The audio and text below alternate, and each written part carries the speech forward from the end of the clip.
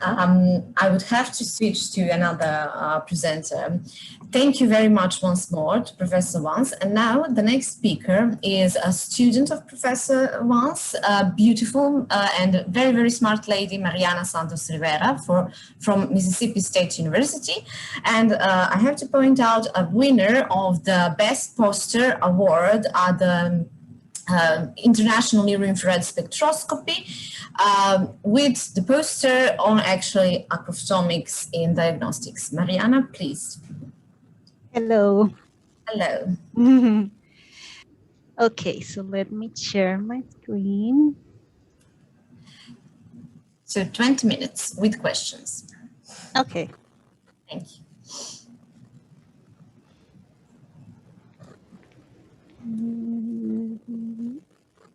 Okay. So can you see my presentation? Yes. Yes. Okay, let me do something. Okay. And thanks, Yelena, for the lovely presentation. I'm very happy to be here today to present you this project we're working on that is titled Aquaphotomics Profile of Near-Infrared Spectral Signatures from 4 Anastomosis groups of the fungi Rhizoctonia solani. So as an introduction, I just wanted to explain a little bit why we are studying this fungi. So first, the genus Rhizoctonia, the name comes from the Greek word that means root killer.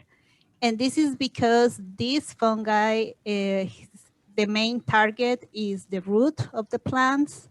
And that's why it has a big economic impact worldwide because it affects many crops in the root, which is like the main system of any plant.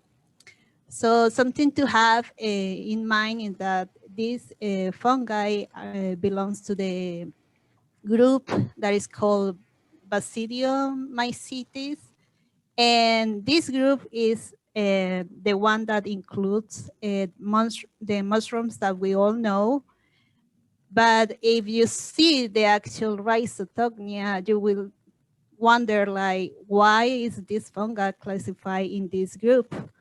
Well, it was discovered in 1891 that this genus also produced something called basidiospore that is known also as conidia, that is an asexual spore that these fungi produce, and that's why they were classified in this group, because as you will see later, it's so peculiar that it didn't belong anywhere else. So this is a soil-borne pathogen. This means that is always in the soil, but when the conditions in the environment or in the pH or in the management of the crop are like ideal, the pathogen will start to attack the plants. It has a very wide host range. I will show you later how many crops they can affect, and it has a worldwide distribution. And that's why it's so important to study this fungi, because it's a big, big problem in the agriculture nowadays. So the first time the Rhizoctonia was classified, because there are many, many groups of Rhizoctonia, the first method that was used was the cell nuclear condition. So as you can see in the picture, the Rhizoctonia spp is binucleate, and the Rhizoctonia solani, that is the one we are studying, is multinucleate. So this particular fungi was first discovered in 1958 in potatoes. And as I mentioned before, it reproduces asexually. So this means it doesn't produce any sexual spores. But what is important to remember here and for the rest of the presentation is that these fungi primarily produce something called mycelium, that is the aggregation of the cells that are called hyphae. And later on, when the condition of stress in the soil or in laboratory conditions are ideal. They form something that is called sclerotia. Sclerotia is what we can see here in the picture. That is the mass of mycelium that they are come together, and they give the fungi this appearance of being like fluffy. And in the case of some of the most destructive Rhizoctonia solani, they tend to have this brown coloration, but it doesn't happen all the time. Most of the time. The most important function of this mycelium is that when the fungi is ready to attack the plant, the mycelium activates and produce more hyphae that extends and produce more mycelium that then groups and form the sclerotia. That is like the form this fungi uses to survive and to affect more plants in the crop.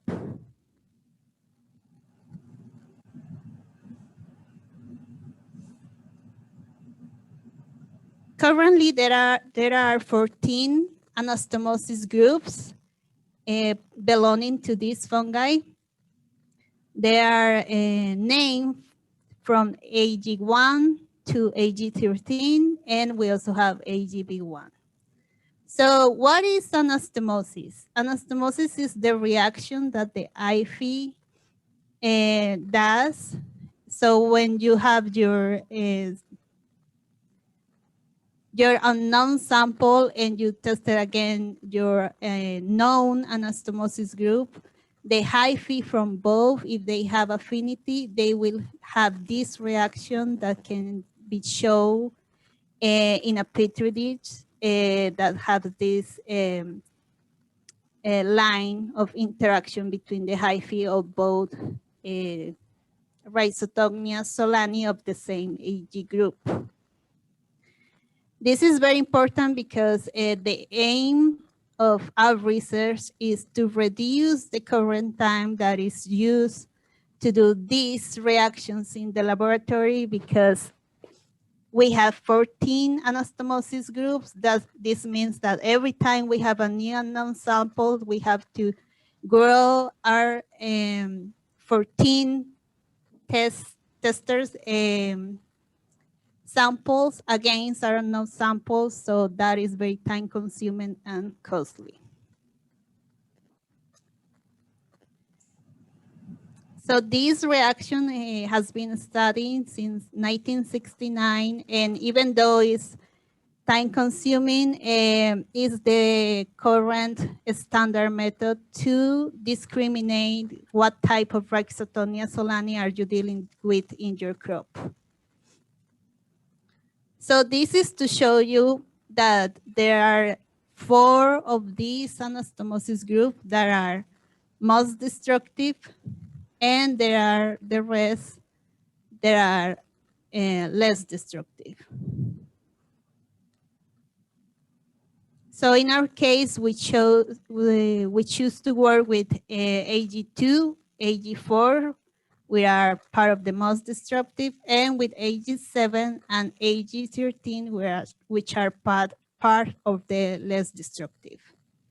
And here you can see all the crops that these fungi are affecting and why it's so important to detect and discriminate them on time, so we don't have any economic impacts in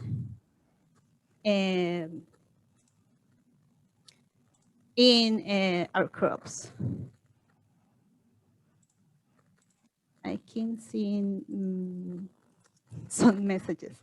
Okay, so the current diagnosis that we do here, as I mentioned, is the hyphal interaction reactions, where you put your unknown sample against your tester sets. And the other methods that is currently used is the ribosomal DNA internal transcribe spacer. That is a molecular technique that needs special handling to avoid DNA contamination and degradation. So very quick, because I don't want to take too much time on this. So what we need to take into account is that when this fungi is growing in our media in the laboratory condition, the sclerotia that I mentioned before is also forming, and it's already known that there are 55 different types of proteins that are, and 116 metabolites that are expressing during the formation of this sclerotia. And not only this, but also Rhizoctonia solani also produce phytotoxins that can be host specific or not host specific, that increase the virulence of the pathogen. And the sclerosis tract has been studied and to be composed by these chemicals that also work as phytotoxins. And most importantly, the oxidative stress is one of the key factors related with the sclerotia formation. So we need to have this into account when I show you all the biochemistry that is happening in our cultures, because this is what actually the near-infrared spectroscopy will be detecting.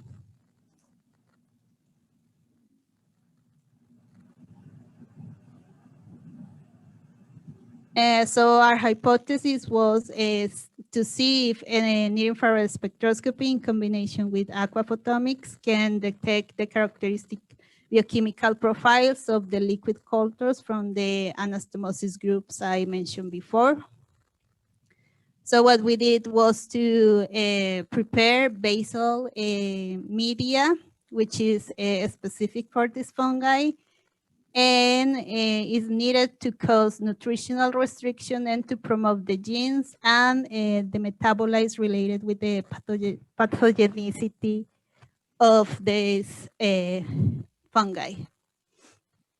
So very quick, because I think I'm running out of time, is that we inoculate our fungi in solid media and then subculturate in liquid media, and we collected NIR spectra after 24 hours, after 3 days, 7 days, and 15 days. It's very important to know that 7 days is the standard time that mycology labs currently use to test any type of fungi. At the same time, we subculture in the basal media, we subculture in PDB media. This means potato dextrose broth, with the aim to obtain sclerotia for DNA extraction, PCR, and sequencing. This is how the experimental design was looking. So we have the 4 anastomosis groups. We have replicas of the tubes containing the liquid basal media, and we have controls that include the media without any fungi. Okay, they are telling me I have 3 minutes left, so I'm going to go very fast. And we use the same equipment Dr. Vance already showed you, the same cuvettes, and a very similar chemometrics and aquaphotomics approach. This is only to show that after 24, 3 days, 7 days, and 50 days, it was evident the formation of mycelium. And in here, you can see the formation of the sclerotia I've been mentioning since the beginning. We also confirmed that we were actually inoculating the fungi we put in the tubes using PCR methods. And in here, I'm going to show you this in 2 minutes. So here is the raw spectra after 1 day, 3 days, 7 days, and 50 days, only to show you the quality of the spectrum. We also use the range from 1300 to 1600 for all the analyses. And this is the PCA, again, from 1 day, 3 days, 7 days, and 50 days, to showing you the trends and that HAG has and the loadings that are explaining those trends. Very interesting to see that after the time goes by, displaying variance is increasing until day 15.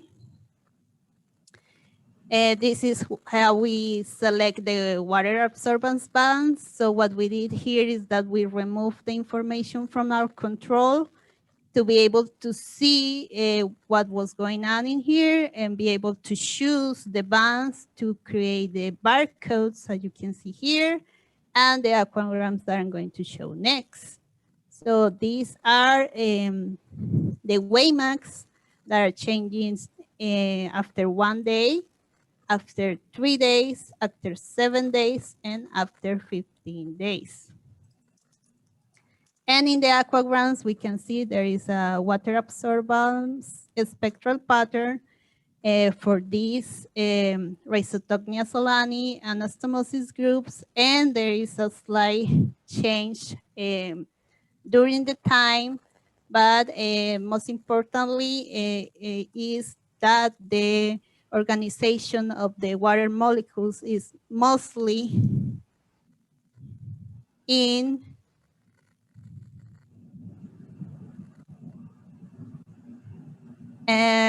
is organizing water clusters. Oops. Again? Yes, I don't know what happened. Can you still see my presentation? No. I'm about to finish. Can I finish? Mariana, please, you yes. share the screen. Can you try to upload again your presentation, please, Mariana?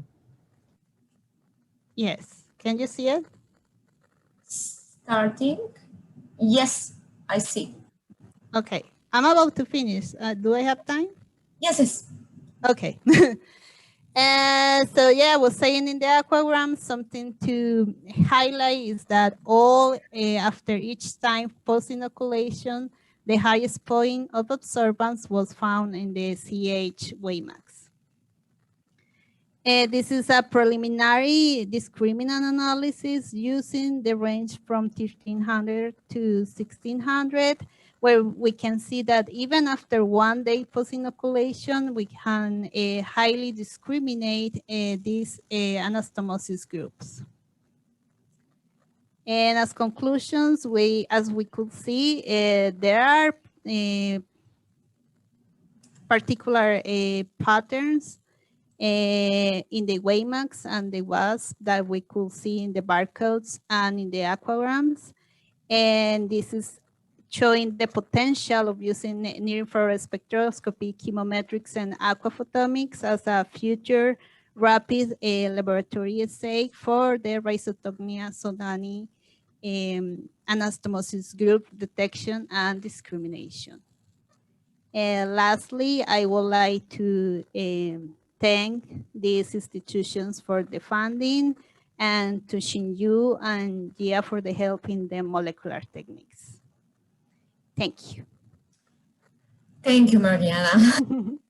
Well, as Professor Tenkov asked to everyone in the chat, we ran out of time, but let's have 5 minutes for discussion of these two lovely works. We can have only 5 minutes for the coffee, if that's okay. So please, everyone who has any questions, please raise hand during. Professor Tenkov, I guess you want. Yes. Both works they deserve time for discussion. It's so unique and there's so much potential in all the data that you acquired. Thank you very much. Both of the works. I wonder if you found differences in individual data of different animals. And if you make models for each individual animal, you might have a better accuracy if you have more samples, of course, in the future, I realize. Yeah.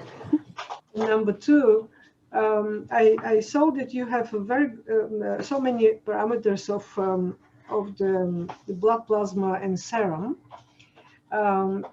Have you tried to do a quantitative modeling of those parameters?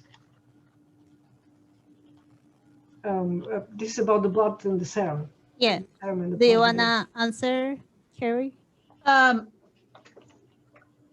Those are the quantitative values in the table. Yes, yes, yes. Have you tried to see if you can make a model with the near-infrared data about those parameters? I think that's what you already did, right? We already did that with.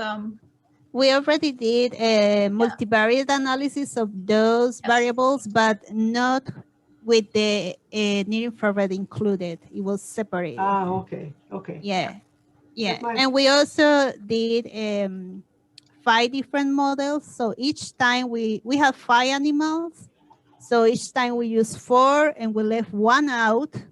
And always 1 animal out, and then we did 5 models, and the results Dr. Vance showed are just the final result of those 5 models. This is the most difficult case that you for cross validation.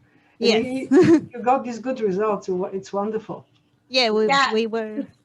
It was really promising, and Mariana really did a great job. We actually we have it's all published, at least that part of it is. And yeah, so somebody had suggested in the chat to look at a time course. And yes, that is kind of where things are in the analysis now. So this is kind of the upfront stuff. We've got so many different biofluids that we're analyzing in these ways to see kind of, in some ways, you know, it's very unique. We don't know what will work necessarily. So we've got a suite of things with a whole suite of analyses parameters in them. And they've been surprisingly really good. I mean, it's, you know, even in the analysis where you have one whole animal out as the individual blind test, you know, 4 animals, the variability within animals is actually surprisingly, you would think it would be worse, but you know, there's only really one of the 4 animals that kind of made the variability as large as it was. If it weren't for one animal, all those numbers would have probably been up closer to 90. So we've been pretty excited about that. Yeah.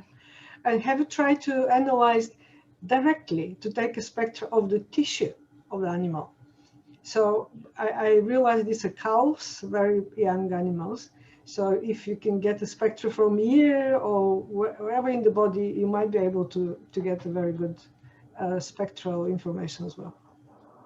That would be a great idea, to put some type of a really fast, because actually as simple as it supposedly is, it's not that easy to get the fluids compared to being able to do exactly that, Romiana. Yes. Yeah, and that's a great idea. We have not tried that. We do that with our other animals.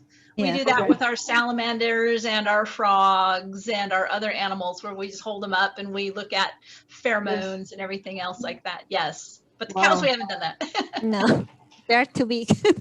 Yeah. Well, I can imagine you could probably do something right in the cheek or something like that. I guess. Or the nostrils, you know. Yeah. And one question for bacteria, it is really, really interesting that this is what I expect really. I was waiting for the final result. I was expecting that you can see this even since in the beginning. The first measurement will tell you which will identify different type of samples, what you showed, right? Yeah, well, and you can get something in either type, and you seem to get different pieces of the puzzle, which is kind of the way all the serological and normal assays work. They each give you one piece of the puzzle, and one individual one doesn't usually tell you that you've got a particular disease or something. And at least the serum and the plasma are complementary rather than duplicative. And it's a matter of kind of seeing if you need both because sometimes one is easier to process in the field versus the other. Yeah. You know, so yeah, it's been kind of fun to ask each level of the question. Mariana is just amazing. Yeah, Mariana, a question for bacteria. Do you find, how do you see the result that your first measurement tells you what is the situation? You can identify by the first spectral, right? Yeah. Yeah. Yeah, I mean, for me, it's just amazing everything I'm doing right now with all these pathogens and be able to show the potential. But it's very interesting, the progression of, so you see.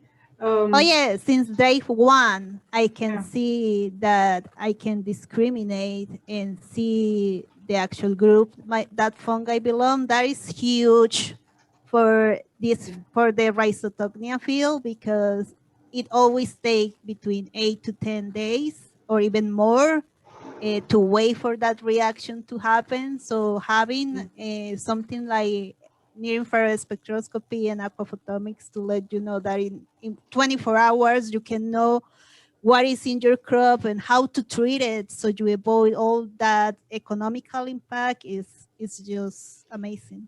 You know what? I just want the whole world to listen to this conference now. Thank you very much. Oh, thank you. Thank you. Thank you. And I noticed there is a question there for me. Should I answer? Yes. Okay. So can you see the question? If you see the question. Yeah, I can see it. Yeah. So yeah, there are two questions from Alexander. Yeah, maybe it's because I went too fast because of the time, but I only did the chemometrics and aquaphotomics from the liquid cultures. I only use my solid to start the fungi because it's just easier to start in a solid media and then to take a piece and put it in the liquid. And from the liquid is where I did everything. So I guess that answered your first question. So I didn't test the solid media. I just used it to grow the fungi. I did try to analyze solid media at the beginning of my experiments, but because the near-infrared light is hot and the media is like a gelatin, that doesn't work. So that's why liquid is the best choice to use NIR for this project. And yeah, I think that answers both of the questions. Thank you. All right. So thank you. Thank you all who talked in this session. So we actually have just 1 minute now for a little break between the session. Sorry. I'm very sorry. I managed time quite bad. So without any more words from me, thank you. Thank you all for listening. Thank you for joining and attending this session. So next session is quantum brain dynamics, role of water. Now Professor Hiroshi Murakami will take over as a session